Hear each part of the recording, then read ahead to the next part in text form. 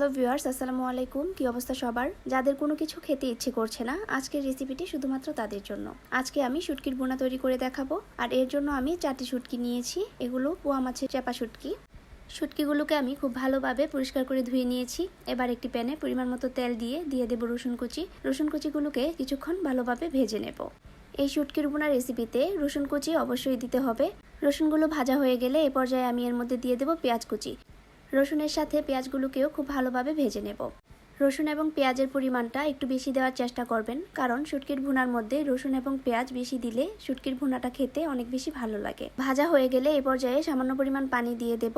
এরপর দিয়ে দেব 1 চা চামচ লবণ, হাফ চা চামচ হলুদের গুঁড়ো আর 1.5 চা চামচ মরিচের গুঁড়ো। আমি বেশি জাল খেতে পছন্দ করি না, তাই 1.5 চা চামচের মতো মরিচের গুঁড়ো দিয়েছি। আপনারা যদি জাল খেতে পছন্দ করেন তাহলে মরিচের গুঁড়োর পরিমাণ আরও বাড়িয়ে দেবেন। এই পর্যায়ে মশলাগুলোকে খুব ভালোভাবে কষিয়ে নেব। খেয়াল রাখতে হবে মশলাগুলো যেন পুড়ে না যায়। অল্প আঁচে একটু সময় নিয়ে মশলাগুলো খুব ভালোভাবে কষিয়ে নেব। দেখতেই পাচ্ছেন আমি কিভাবে এই কাজটি করছি। অনবরত নেড়ে চেড়ে আমি মশলাটাকে কষিয়ে নেব। আর খেয়াল রাখতে হবে মশলাগুলো যেন তলানিতে লেগে না যায় বা পুড়ে না যায়। কিছুক্ষণ মশলাগুলো কষানোর পর দেখতেই পাচ্ছেন মশলাগুলো থেকে তেল বের হয়ে আসছে আর পানি শুকিয়ে গেছে। যখন পানি শুকিয়ে যাবে আর এভাবে তেল বের হয়ে আসবে, তখন বুঝতে হবে মশলাগুলো খুব ভালোভাবে কষানো হয়ে গিয়েছে। এই পর্যায়ে আবারও সামান্য পরিমাণ পানি দিয়ে দেব আর পানির সাথে মশলাটা খুব ভালোভাবে মিশিয়ে দেব। 1 মিনিটের মতো জাল করে নেব একটি বলক আসা পর্যন্ত। বলক চলে আসলে এর মধ্যে আগে থেকে পরিষ্কার করে রাখা শুটকিগুলো দিয়ে দেব। শুটকিগুলো দেওয়ার পর মশলার সাথে মিশিয়ে দেব এবং ঢাকনা দিয়ে ঢেকে 2 মিনিটের মতো রান্না করে নেব। ঢাকনা দিয়ে ঢেকে 2 মিনিটের মতো রান্না করলে শুটকিগুলো গলে যাবে আর মশলার সাথে খুব ভালোভাবে মিশে যাবে। 2 মিনিট পর ঢাকনা খুলে একটি চামচের সাহায্যে শুটকিগুলোকে মশলার সাথে খুব ভালোভাবে মিশিয়ে দেব। যেহেতু শুটকিগুলো গলে গিয়েছে এবং মশলার সাথে খুব ভালোভাবে মিশে যাচ্ছে, এই পর্যায়ে শুটকির কাঁটাগুলো খুব সহজে বেছে বেছে ফেলে দেওয়া যাবে।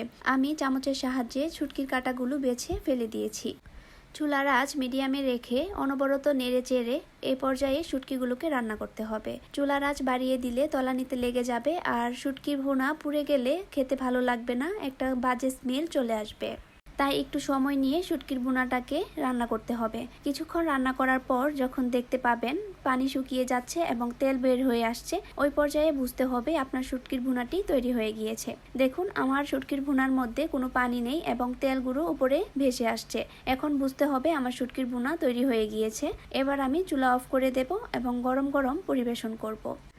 যাদের কোনো কিছু খেতে ভালো লাগছে না, তারা একবার হলেও এই রেসিপিটি ট্রাই করে দেখবেন।